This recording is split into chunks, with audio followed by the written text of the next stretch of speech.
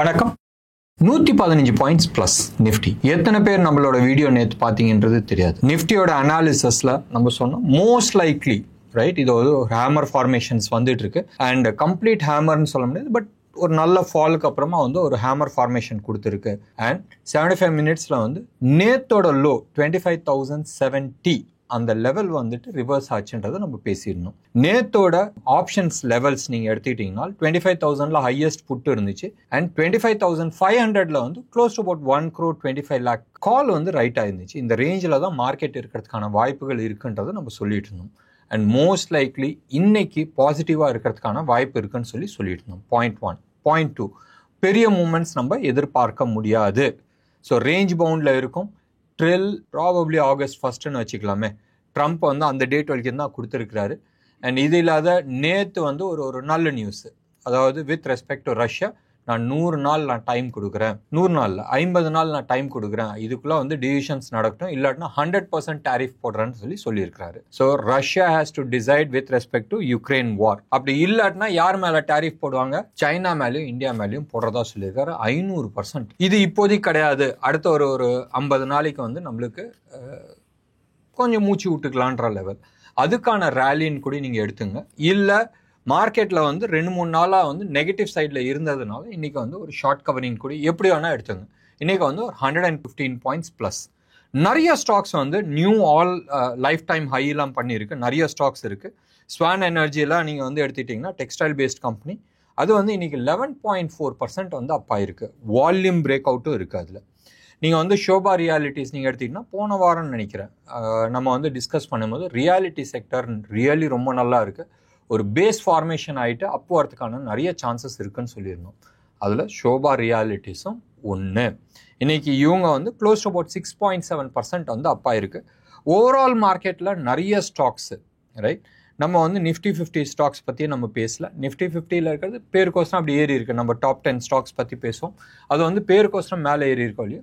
Majority of the mid cap stocks எல்லாமே மேலே வந்திருக்கு. இன்னைக்கு ஆட்டோ செக்டர்ஸில் Hero Motor Corp volume breakout ஆயிருக்கு. டெக்னிக்கலி ஒரு பிரேக் அவுட் கொடுத்துருக்கு. மற்றபடி பேங்க் நிஃப்டியே close to about 241 points up. And intraday swing நம்ம எடுத்துக்கிட்டோம்னா 340 பாயிண்ட்ஸ் இன்ட்ராடே ஸ்விங் நடந்திருக்கு. நிஃப்டியை பொறுத்த வரைக்கும் 88 பாயிண்ட்ஸ் ப்ரீமியமில் இருக்குது. பேங்க் நிஃப்டியை பொறுத்த வரைக்கும் 244 பாயிண்ட்ஸ் ப்ரீமியமில் இருக்குது. ஸோ நேற்றுக்கும் இன்னைக்கு ஒன்றும் பெரிய வித்தியாசம் இல்லை. நீங்கள் ஆப்ஷன் டேட்டாஸ் எடுத்துக்கிட்டோன்னா இன்னைக்கு ஹையஸ்ட் கால் அதே லெவலில் தான் இருக்குது. 25,500ல ஹையஸ்ட் கால் இருக்குது. செகண்ட் ஹையஸ்ட் கால் 25,200ல இருக்குது. தோ இன்னைக்கு மார்க்கெட் 25,283ல இருந்தாலும் மக்கள் மேலே போகாதுன்னு சொல்லிட்டு 200ல second highest close about 1 crore இருக்கிறாங்க. 1 crore 2 lakh கால்ஸ் ரைட் பண்ணி வச்சிருக்காங்க. So more or less it could be a straddle லெவலில் இருக்கிறதுக்கான வாய்ப்புகள் இருக்குது. ஏன்னு சொன்னால் புட்டை பொறுத்த வரைக்கும் 25,000ல ஹையஸ்ட் புட்டும் செகண்ட் ஹையஸ்ட் புட் 25,200ல இருக்கு. அதுவும் க்ளோஸ் டு அபவுட் 95 lakh புட்டு இருக்கு. அதுல இன்னைக்கு மட்டுமே எழுதப்பட்டது 63 lakh புட்டு ரைட் ஆயிருக்கு. ஸோ 25,200ல மோர் ஆர் லெஸ் ஸ்ட்ராடல்ஸ் போட்டு வச்சிருக்காங்க. காலையும் வித்து புட்டியும் வித்து. இது ஒரு ஒன் ஆஃப் த வே. ஏன்னு சொன்னால் வொலட்டாலிட்டி கம்மியாகிறதுக்கான சான்சஸ் இருக்கு. மேலே போறதுக்கும் வழி இல்லை, கீழே வரதுக்கும். ஸோ இந்த ரேஞ்ச் பவுண்ட்ல தான் இருக்கும். அண்ட் இன்னமும் அதை நெருக்குறாங்க. ஸோ நெருக்கும் போதும் ஆப்வியஸ்லி இம்ப்ளைடு வொலட்டாலிட்டி குறையும். இன்னைக்கான இந்தியா விக்ஸ் நீங்கள் எடுத்துக்கிட்டீங்கன்னு சொன்னால் 4.17% கீழே குறைஞ்சிருக்கு. நேற்றே நம்ம பார்த்தோம் ஒரு பெரிய ஃப்ளக்சுவேஷன் வந்தோம். India Vicks close to about 1.2% தான் ஏறி இருந்துச்சு. இன்னைக்கு 4.17% கீழே இறங்கியிருக்கு. 11.5 கீழே வந்துருச்சு இந்தியா விக்ஸை பொறுத்த வரைக்கும். இழுத்து போத்தி ஜம்முன்னு படுத்துக்கிட்டு இருக்கு. ஸோ வொலட்டாலிட்டி இல்லைன்னு சொன்னால் கால் ஆகட்டும் புட் ஆகட்டும் வாங்குறதுல அர்த்தம் கிடையாது. நேச்சுரலி ஆப்ஷன் செல்லர்ஸ்க்கு வரப்பிரசாதம். இன்டர்நேஷ்னல் மார்க்கெட்டில் நேற்று US market more on flat negative சைடில் இருந்துச்சு. க்ளோஸ் ஆகும்போது வெறும் 88 பாயிண்ட்ஸில் க்ளோஸ் ஆகிருக்கு. எல்லாம் ட்ரம்ப் பண்ணுற பிரச்சனை தான். என்ன பண்ண போகிறாங்க? நேற்று நீங்கள் பார்த்துருந்தோம். முந்தா நேற்றோ சைனாவுக்கு அகெயின்ஸ்டாகவும் மெக்சிகோவுக்கு அகெயின்ஸ்டாகவும் சில டேக்ஸ் போட்டிருந்தாங்க. சைனா இல்லை யூரோப்பியன் யூனியனுக்கு அகெயின்ஸ்டாக அவங்க போட்டிருந்தாங்க. மெக்சிகோவுக்கு அகெயின்ஸ்டாகவும் போட்டிருந்தாங்க. ஸோ ட்ரம்ப் எந்த நேரத்தில் என்ன பண்ணுவாங்கன்றது தெரியாதனால எல்லாம் அப்படியே நின்றுச்சு நேற்று யூஎஸை பொறுத்த வரைக்கும். பெரிய ஏர்னிங்ஸ் ரிப்போர்ட் எதுவுமே வரல. So US market was more or less flat. Dollar index அதே லெவலில் தான் இருந்துச்சு, 97.5 அந்த லெவலில் தான் இருந்துச்சு. அண்ட் அதே மாதிரி பாண்டும் எடுத்துகிட்டோன்னா 4.97 தான் நிற்கிது பர்சன்டேஜ், ரைட்? ஸோ வட்டிலையும் வந்து பாண்ட் 30 இயர் பாண்ட்லேயும் வந்து பெரிய சேஞ்சஸ் இல்லை, அவங்களோட ஸ்டாக் மார்க்கெட்லேயும் பெரிய சேஞ்சஸ் இல்லை, கமாடிட்டி சைட்லேயும் பெரிய சேஞ்சஸ் இல்லை. ஸோ அது அப்படியே இந்தியன் மார்க்கெட்லேயும் ரிஃப்ளெக்ட் ஆகிருக்கு. நீங்கள் எடுத்து பார்த்தீங்கன்னா நேற்று 85 rupees 95 பைசாவில் இருந்துச்சு அகெயின்ஸ்ட் டாலர். அண்ட் இன்றைக்கி வந்து அதே லெவலில் தான் இருக்குது, 85 rupees 85 பைசாவில் இருக்குது. ஒரு 10 பைசா வந்து ஸ்ட்ராங்காக இருக்குது. கோல்டு சில்வரை பொறுத்த வரைக்கும் அகெயின் அதே லெவலில் தான் இருக்குது. நேற்று 10,110 பார்த்தோம், இன்றைக்கி 10,105 வந்து நம்ம பார்க்குறோம்.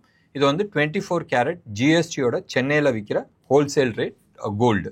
சில்வரை பொறுத்த வரைக்கும் நேற்று 1,16,500 பார்த்தோம், இன்றைக்கி 1,15,500 நம்ம பார்த்துட்ருக்கோம். ஒரு 1000 ரூபா குறைஞ்சிருக்கு பர் கேஜிக்கு. இது 999 குவாலிட்டி சென்னையில் விற்கிற wholesale rate silver. So international market ஆகட்டும், இந்தியன் மார்க்கெட் ஆகட்டும், எந்த விதமான டைரக்ஷன்ஸ் காட்டல. இப்போதைக்கு மறுபடியும் நான் யூஸ் பண்ணுற வேர்ட் ஞாபகம் வச்சுங்க, இப்போதைக்கு எஃப்எம்சிஜி, ரியாலிட்டிஸ், இந்த 2 செக்டார்ஸ் வந்து ரொம்ப நல்லா இருக்குது. பப்ளிக் செக்டார் பேங்க்ஸ் வந்து நல்லா இருக்குது. தோ லாஸ்ட் ஃபியூ டேஸாக வந்து கீழே வந்திருக்கு, but still it is very good. BEL இந்த ஸ்டாக்கை வந்து ஒரு 10 நாளைக்கு முன்னாடி வந்து விற்க சொல்லியிருந்தோம், எக்ஸிட் பண்ணிவிடுங்க, ப்ராஃபிட் புக் பண்ணிவிடுங்கன்றது.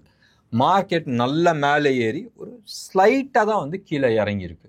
ஸோ இன்றைக்கி வந்து ஒரு பேஸ் ஃபார்மேஷன்ஸ் கொடுத்துருக்கு.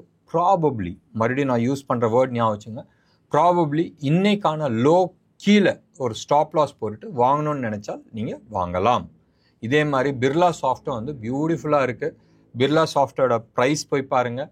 இன்னைக்கான லோவில் வந்து நீங்கள் ஸ்டாப் லாஸ் போட்டுட்டு நீங்கள் வாங்கணும்னு நினச்சாலும் வாங்கலாம். ஜேபி பவர் வந்து நேற்று ரொம்ப நாள் கழிச்சு, பல வருஷங்கள் கழிச்சு அந்த 2750 வந்து மார்க்கெட் போய் டச் ஆச்சு.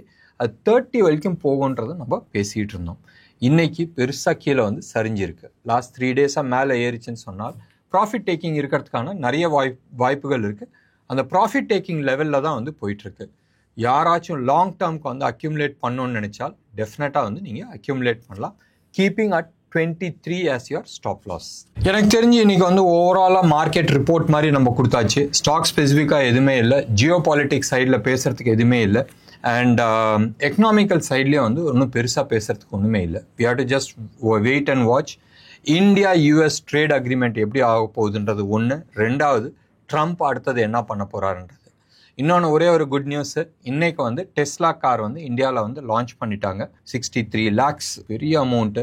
அண்ட் 63 lakhs கொடுத்து எத்தனை பேர் வந்து டெஸ்லா கார் வாங்க போகிறாங்கன்றது ஒரு கேள்விக்குறி இருக்குது. Let's wait and watch. ஏன்னு சொன்னால் டெஸ்லா காரும் வந்து சைனாலேருந்து தான் வருது, பிஒய்டி அதுவும் சைனாலேருந்து தான் வருது. பிஒய்டி இதோட பெட்டர் மைலேஜ் இருக்குது, மைலேஜ்னா ரேஞ்சு, ரைட்? அந்த ரேஞ்ச் இருக்குது. And that cost you only about 33-34 lakhs. And அதோட பேட்டரி சிஸ்டம் தான் வந்து டெஸ்லா கார்லையும் யூஸ் பண்ணுறாங்க. So we have to wait and watch. இவங்க 2 பேத்துக்கும் வந்து எப்படி காம்படிஷன் இருக்க போகுதுன்றது. இதுக்கு நடுப்புற நீங்கள் வந்து எடுத்துக்கிட்டிங்கன்னா MG, right? Again it is a British brand but owned by a Chinese company. இதுக்கு இந்தியாவில் வந்து ஆல்மோஸ்ட் 59% வந்து ஜேஎஸ்டபிள்யூ வந்து வாங்கியிருக்கிறாங்க. ஸோ இந்த 3 காரு 3மே வந்து சைனாலேருந்து தான் மேஜராக வருது. இவங்க வந்து எப்படி கம்பீட் பண்ண போகிறாங்க against Indian car? 2 major car இருக்குது, மஹேந்திரா அண்ட் டாடா. இன்றைக்கி இவங்க 2 பேர் தான் வந்து எலக்ட்ரிக் காரில் இந்தியாவில் வந்து லீடர்ஸாக இருக்கிறாங்க. Wait and watch. மற்றபடி ஸ்டாக் ஸ்பெசிஃபிக்காக எதுவுமே பேசுகிறதுக்கு இன்றைக்கி இல்லை. என்ன நேர்களே, இன்றைக்கி ப்ரோக்ராம் உங்களுக்கு பிடிச்சிருந்துச்சுன்னா லைக் பண்ணுங்கள், ஷேர் பண்ணுங்கள். டெஃபினட்டாக உங்களோட கமெண்ட்டை நான் எதிர்பார்க்குறேன். நன்றி, வணக்கம்.